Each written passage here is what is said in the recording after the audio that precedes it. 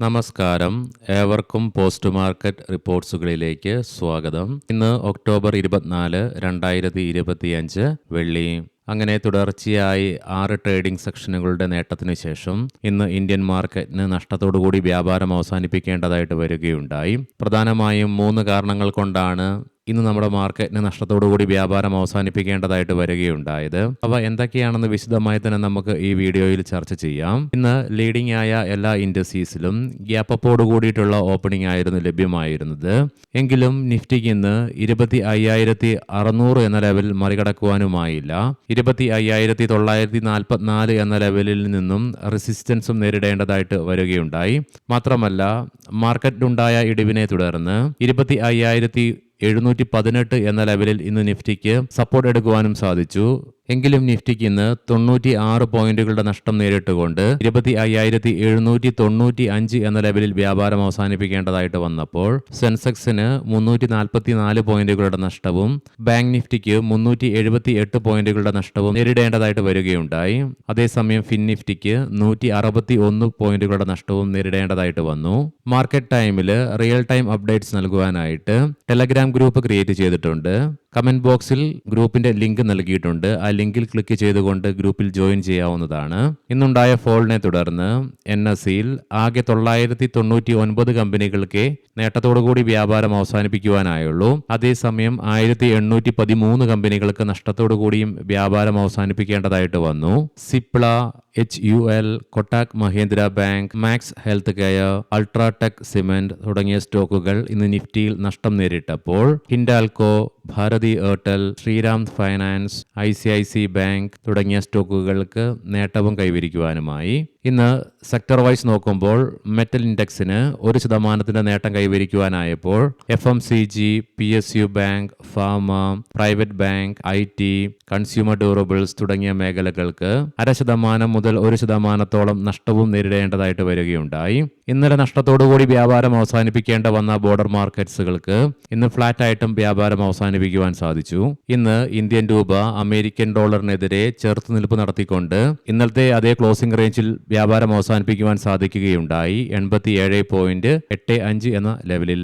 ഇനി നമുക്ക് ഇന്ന് നമ്മുടെ മാർക്കറ്റിനെ നഷ്ടത്തിലേക്ക് നയിക്കുവാനുണ്ടായ 3 കാരണങ്ങൾ എന്തൊക്കെയാണെന്ന് വിശദമായി തന്നെ ചർച്ച ചെയ്യാം. ആദ്യമായി തന്നെ പ്രോഫിറ്റ് ബുക്കിംഗ് ആണ് ഇന്ന് നമ്മുടെ മാർക്കറ്റിനെ നഷ്ടത്തിലേക്ക് നയിക്കുവാൻ ഏറ്റവും പ്രധാനപ്പെട്ട കാരണമായി മാറിയത്. ഇന്ന് ഒട്ടുമിക്ക ഹെവി വെയ്റ്റ് ബ്ലൂ ചിപ്പ് സ്റ്റോക്കുകളിലും പ്രധാനപ്പെട്ട സെക്ടേഴ്സിലും ഹെവി സെല്ലിംഗ് ദൃശ്യമായിരുന്നു. Especially banking, financial services, FMCG, IT, auto തുടങ്ങിയ മേഖലകളിൽ. കാരണം നമ്മൾ കണ്ടു ദിവാലിയോടനുബന്ധിച്ചും മാത്രമല്ല ഇന്ത്യയും US തമ്മിലുള്ള ട്രേഡ് ഡീലിന്റെ സാധ്യതകൾ തെളിഞ്ഞതിനാലും ഏതാനും ട്രേഡിംഗ് സെക്ഷനുകൾ കൊണ്ട് മാർക്കറ്റ് അതിന്റെ ഈ വർഷത്തെ ഏറ്റവും ഉയർന്ന നിലയിലേക്ക് എത്തിച്ചേരുകയുണ്ടായി. സോ ഇന്നലെ മുതൽ ആരംഭിച്ച പ്രോഫിറ്റ് ബുക്കിംഗ് ഇന്നും നമ്മുടെ മാർക്കറ്റിനെ തളർത്തുകയുണ്ടായി. ഇന്ത്യ-US ട്രേഡ് ഡീലുള്ള പ്രതീക്ഷയാണ് നമ്മുടെ മാർക്കറ്റിനെ അതിശക്തമായി മുന്നോട്ട് നയിക്കുവാൻ ദിവാലി സെലിബ്രേഷനോടൊപ്പം സഹായിച്ചതെങ്കിൽ US ഭാഗത്ത് നിന്നുമുള്ള ഈ നടപടികൾക്ക് ഇന്ത്യയുടെ ഭാഗത്ത് നിന്നും മറുപടിയൊന്നും നൽകാത്തതാണ് രണ്ടാമതായി നമ്മുടെ മാർക്കറ്റിനെ തളർത്തിയ മറ്റൊരു പ്രധാനപ്പെട്ട കാരണം. ഇന്ത്യയുടെ ഭാഗത്ത് നിന്നും അമേരിക്കയ്ക്ക് അനുകൂലമായിട്ടോ പ്രതികൂലമായിട്ടോ പ്രത്യേകിച്ച് പ്രതികരണങ്ങളൊന്നും വരിക തന്നെ ഉണ്ടായില്ല. അത് മാർക്കറ്റിനെയും നിക്ഷേപകരെയും നിരാശപ്പെടുത്തുകയും ട്രേഡ് ഡീൽ സാധ്യതകൾക്ക് മങ്ങലേൽപ്പിക്കുകയും ചെയ്യുകയുണ്ടായി. ചെറിയ എമൗണ്ടിനാണെങ്കിൽ കൂടിയിട്ടും ഈ മാസം 15-ാം തീയതി മുതൽ വിദേശ ധനകാര്യ സ്ഥാപനങ്ങൾ ഇന്ത്യൻ ക്യാഷ് മാർക്കറ്റിൽ തുടങ്ങിയ ബൈയിങ് ഇന്നലത്തോടുകൂടി അവസാനിപ്പിക്കുകയുണ്ടായി. മുൻപ് പറഞ്ഞ 2 കാരണങ്ങൾ കൂടാതെ വിദേശ ധനകാര്യ സ്ഥാപനങ്ങളുടെ ഭാഗത്ത് നിന്ന് സെല്ലിംഗ് വന്നതും ഇന്ത്യൻ മാർക്കറ്റിന്റെ ആത്മവിശ്വാസത്തെ നഷ്ടപ്പെടുത്തുകയുമുണ്ടായി. സോ ഈ 3 കാരണങ്ങൾ കൊണ്ടാണ് ഇന്ന് നമ്മുടെ മാർക്കറ്റ് നഷ്ടത്തോടുകൂടി വ്യാപാരം അവസാനിപ്പിക്കേണ്ടതായിട്ട് വരികയുണ്ടായത്. ഇതിനെല്ലാം പുറമെ നമ്മളൊരു കാര്യം മനസ്സിലാക്കേണ്ടതുണ്ട്. ഏതാനും ട്രേഡിംഗ് സെഷനുകൾ കൊണ്ട് നിഫ്റ്റിയൊക്കെ 1,500-ലേറെ പോയിന്റുകളുടെ റാലിയാണ് നടത്തുകയുണ്ടായത്. സോ ഒരു മാർക്കറ്റിനും ഒരിക്കലും ഒരു സൈഡിലേക്ക് ഒറ്റ സ്ട്രെച്ചിൽ ഒരു റാലി നടത്തുവാൻ സാധിക്കുകയില്ല. സോ സ്വാഭാവികമായിട്ടും ചില അവസരങ്ങളിൽ ഈ പ്രോഫിറ്റ് ബുക്കിംഗ് കണ്ടേക്കാം. ഇനി നമുക്ക് ഗ്ലോബൽ മാർക്കറ്റുകൾ പരിശോധിക്കാം. US മാർക്കറ്റിൽ ഇന്ന് രാവിലെ നഷ്ടത്തോടുകൂടി വ്യാപാരം തുടർന്നുകൊണ്ടിരുന്ന ഡോ ജോൺസ് ഫ്യൂച്ചർ നിലവിൽ 70 പോയിന്റുകളുടെ നേട്ടത്തോടു കൂടിയിട്ടാണ് വ്യാപാരം തുടർന്നുകൊണ്ടിരിക്കുന്നത്. അതേസമയം യൂറോപ്യൻ മാർക്കറ്റിൽ UK, ഫ്രാൻസ് മാർക്കറ്റുകൾ നഷ്ടത്തോടുകൂടിയും ജർമ്മൻ മാർക്കറ്റ് നേരിയ നേട്ടത്തോടു കൂടിയിട്ടും വ്യാപാരം തുടർന്നുകൊണ്ടിരിക്കുമ്പോൾ അതേസമയം ഏഷ്യൻ മാർക്കറ്റ്സിൽ ഇന്ന് ഇന്ത്യൻ മാർക്കറ്റ് മാർക്കറ്റും ഇന്തോനേഷ്യൻ മാർക്കറ്റും ഒഴികെ ബാക്കി എല്ലാ മാർക്കറ്റുകൾക്കും നേട്ടത്തോടു കൂടി തന്നെ വ്യാപാരം അവസാനിപ്പിക്കുവാനും സാധിച്ചു. കൊമോഡിറ്റിയിൽ നിലവിൽ ബ്രെന്റ് ക്രൂഡിന്റെയും ക്രൂഡ് ഓയിലിന്റെയും വിലയിൽ നേരിയ ഇടിവാണ് കാണുവാനായിട്ട് സാധിക്കുക. അതേസമയം ഗോൾഡിന്റെ വില $60 ഇടിവ് നിലവിൽ അഭിമുഖീകരിക്കുന്നുണ്ട്. ഇന്നത്തെ പ്രധാനപ്പെട്ട സ്റ്റോക്കിംഗ് ന്യൂസുകൾ പരിശോധിക്കാം. മുൻകൂട്ടി ഓർമ്മിപ്പിച്ചുകൊള്ളട്ടെ, ഇതൊരു ബൈ ഓർ സെൽ റെക്കമെൻഡേഷൻ അല്ല. ലുപ്പിൻ യൂറിയ സൈക്കിൾ തകരാറുകൾ ചികിത്സിക്കുന്നതിനായിട്ട് യുഎസിൽ ജനറിക് മരുന്ന് കമ്പനി പുറത്തിറക്കുകയുണ്ടായി. L&T മിനറൽസ് ആൻഡ് മെറ്റൽസ് ബിസിനസ്സുമായി ബന്ധപ്പെട്ട് 2500 കോടി രൂപ മുതൽ 5000 കോടി രൂപ മൂല്യം വരുന്ന പുതിയ ഓർഡറുകൾ കമ്പനിക്ക് ലഭിച്ചു. ARSS ഇൻഫ്രാസ്ട്രക്ചർ പ്രൊജക്ട്സ് 164.5 കോടി രൂപയുടെ സബ് കോൺട്രാക്ട് വർക്ക് കമ്പനിക്ക് ലഭിക്കുകയുണ്ടായി.